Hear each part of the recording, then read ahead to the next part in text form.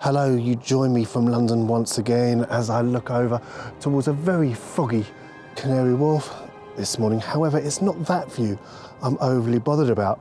It's that view overlooking London City Airport that I'm here for today. So about a month or two ago, I talked about why I love landscape photography, and in that video, I talked about the beauty of how photography is nothing more than a hobby for me, meaning that if I want to, I can branch out, try new fields whenever I want to.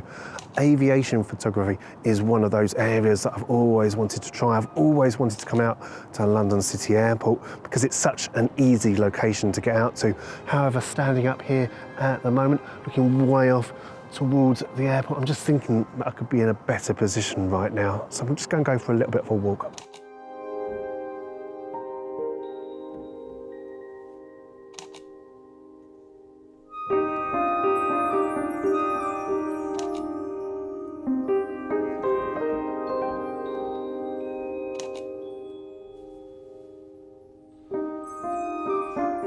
Now, I should point out that London is awash with international airports for passengers, 6 in total. You've got Heathrow out to the west, one of the biggest hubs in the world.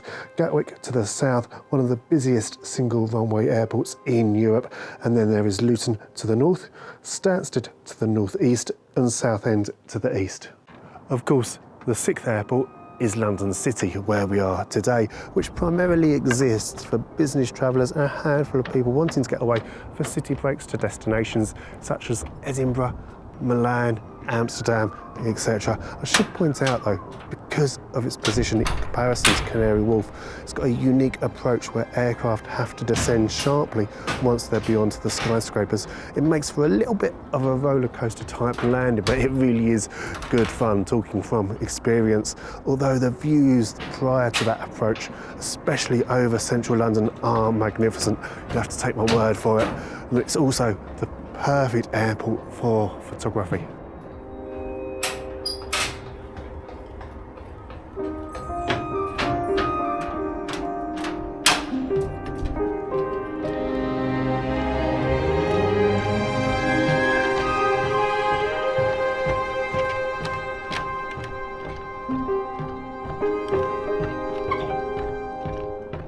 As you can see, the beauty with London City Airport potentially over the other 5 is the fact that the airport is so close. The runway is literally just over there. It's separated between me and the airport, the apron, the runway, by just the Royal Docks, which means I can get real up close and personal. I'm really surprised actually, because when I was doing my research, even I was surprised by how close you are. It's marvellous, really. I thought to myself, when I was getting myself ready, when I was packing the bag, I thought, okay, I'm going to want the 100 to 400 millimetre.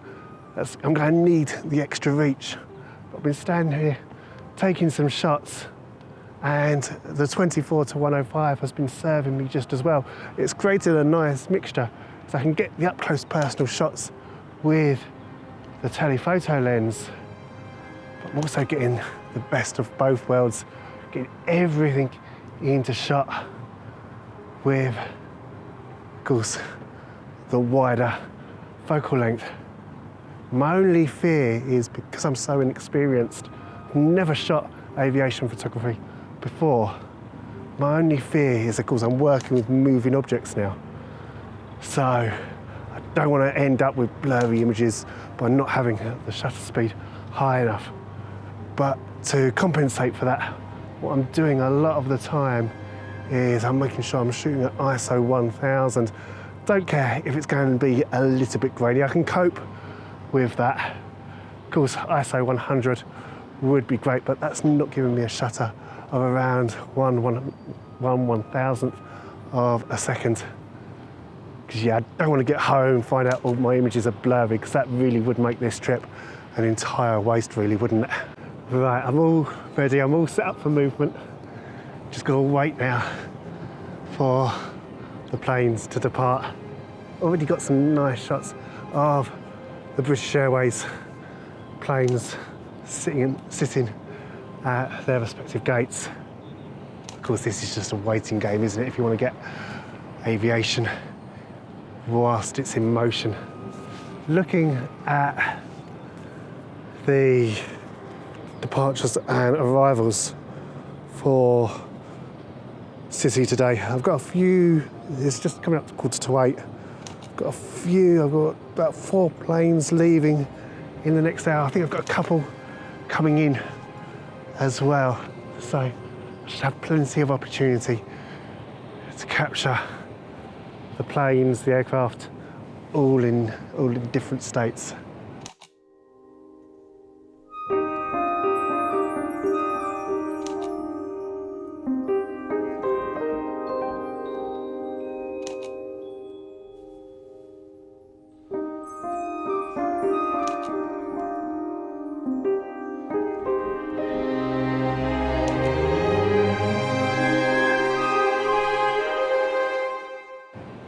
Of course, whenever I go out with the camera, I'm also thinking about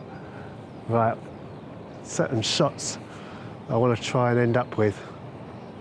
What images do I want to be able to capture? What would I consider a successful trip out?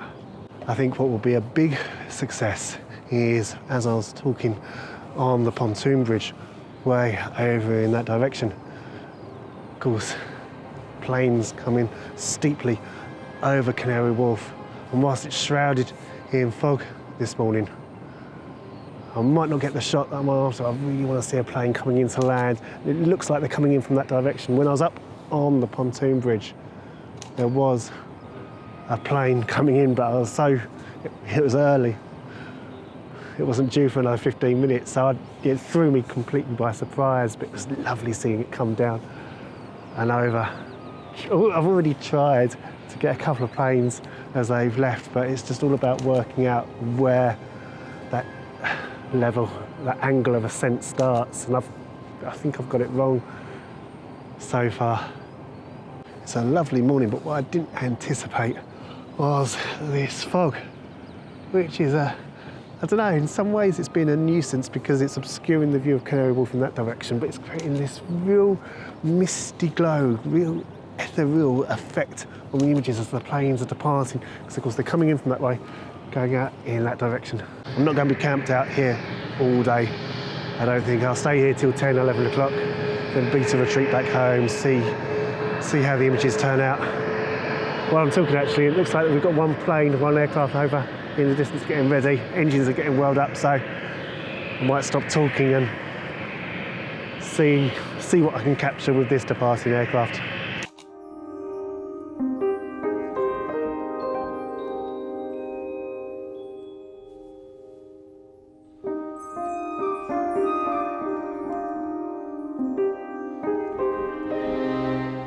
Now, I've just managed to get one of the shots that I've really wanted of a plane coming in to land from that direction. Still a little bit foggy though, so can't quite make out Canary Wharf just yet, so I think I can maybe get something a little bit better before I call it a day.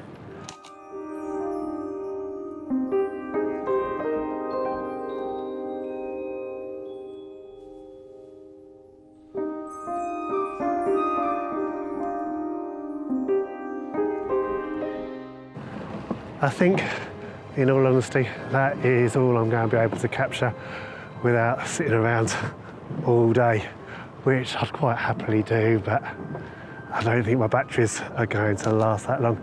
This is proof, though, you've really got to try and step out your comfort zone at times, try different types of photography, because it can be so much fun. This isn't the last time I'm going to be doing some aviation photography at an airport. I'll probably even come back here at some stage. But for now, I think this is where I'm going to end today's video. Thank you so much for watching. I hope you enjoyed it. But until next week, you take care. It's goodbye.